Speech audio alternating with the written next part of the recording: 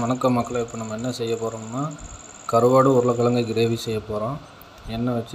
சட்டி வச்சு எண்ணெய் ஊற்றியாச்சு. எண்ணெய் நல்லா காயட்டும்.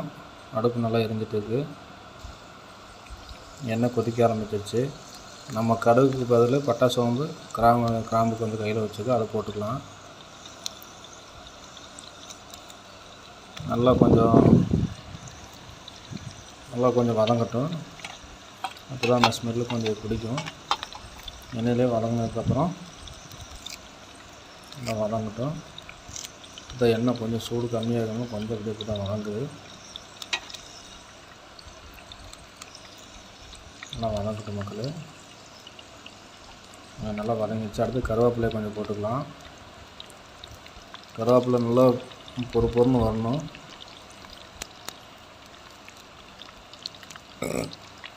அப்போ தான் இஞ்சி பூண்டு போட முடியும். ஏன் வதக்கிறது நல்லா இருக்காது. அடுத்தது நம்ம இஞ்சி பூண்டு நம்ம தட்டில் எடுத்து வச்சுக்கூட போட்டுக்கலாம். போட்டாச்சு.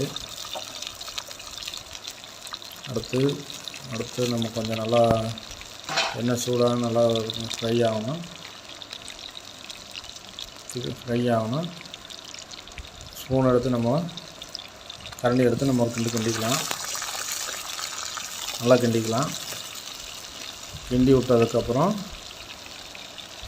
அடுத்து நம்ம கிள்ளி வச்ச வரமிளகா போட்டுக்கலாம்.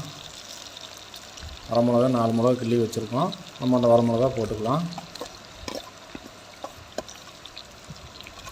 காரம் அளவாக அந்த ஆல்ரெடி கொஞ்சம் அளவாக போட்டுக்கலாம். நம்ம பொடி அதிகமாக போட போகிறனால தேவையான அளவு மட்டும் ஒரு 4 மிளகா போட்டுக்கலாம். அடுத்து வெங்காயம் போட்டுக்கலாம்.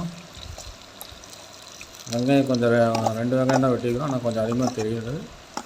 அது கிரேவி அதிகமாக வேணுங்கிறதுனால கொஞ்சம் ஆனியன் சேர்த்து போட்டுக்கலாம். உங்களுக்கு தேவையான அளவு போட்டுக்கலாம். நல்லா கிளறி விட்டதுக்கப்புறம் அடுத்து நம்ம பொடி போட்டுக்கலாம்.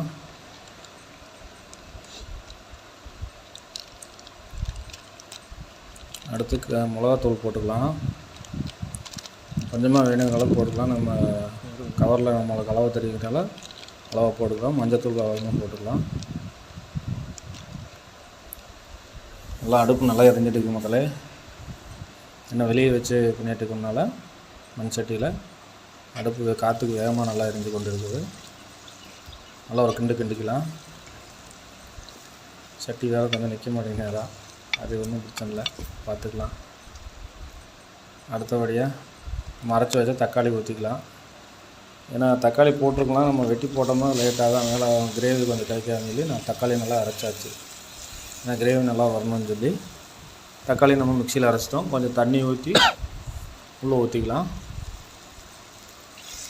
கிரேவி எந்த அளவுக்கு வேணுமோ அந்த அளவுக்கு தகுந்த மாதிரி தண்ணி கம்மி பண்ணி கொஞ்சம் நார்மலாக வச்சுக்கலாம். ஏன்னா நம்ம கருவாடு கிரேவி வைக்கிறனால கொஞ்சம் கெட்டியாக தான் வைக்கணும். புளி போடாமல் நம்ம வைக்கிற கிரேவி.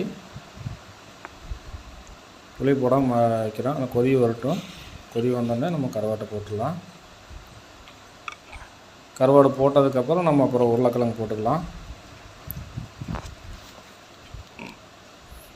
நல்லா கொதிக்க ஆரம்பிச்சிருச்சு.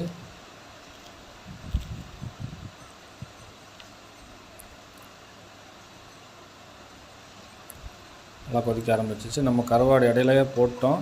அது வீடியோவில் வரல. அது கட்டாதனால இப்போ கருவாடு மட்டும் காமிக்கிறோம் மக்களே. தப்பாக நினச்சிக்காதீங்க. கருவாடு வீடியோ எடுக்கும்போது கொஞ்சம் இதாகிடுச்சு. அது நம்ம இடையில போடும்போது இதாகிடுச்சு. இப்போ அது ஒன்றும் பிரச்சனை இல்லைங்க. கருவாடு போட்டோம். நல்லா கருவாடு இதுக்கு நல்லா வெந்ததுக்கப்புறம் கொஞ்சம் அரவேக்காடில் நம்ம உருளைக்கிழங்கு போட்டுக்கலாம். உருளைக்கிழங்கு போட்டாச்சு. ஏன்னா நம்ம இது டிஃப்ரெண்ட்டான ஐட்டமாக இருக்கனால நம்ம புளி போடாமல் நம்ம உருளைக்கிழங்கும் கருவாட்டையும் வச்சு கிரேவி செய்கிறோம். புளி போடாமல் செய்கிறதுனால இது கொஞ்சம் டிஃப்ரெண்ட்டாக இருக்குங்கிறதுனால நம்ம புளி போடாமல் சேர்த்திக்கிறோம். நல்லா கிளறி விட்டுக்கலாம். ஏன்னா உருளைக்கிழங்கு நல்லா மிக்சிங் ஆகணும். நல்லா மிக்சிங் ஆகி தண்ணி கொஞ்சம் கொதித்து நல்லா ட்ரை ஆகணும். ட்ரை ஆகிடுச்சு.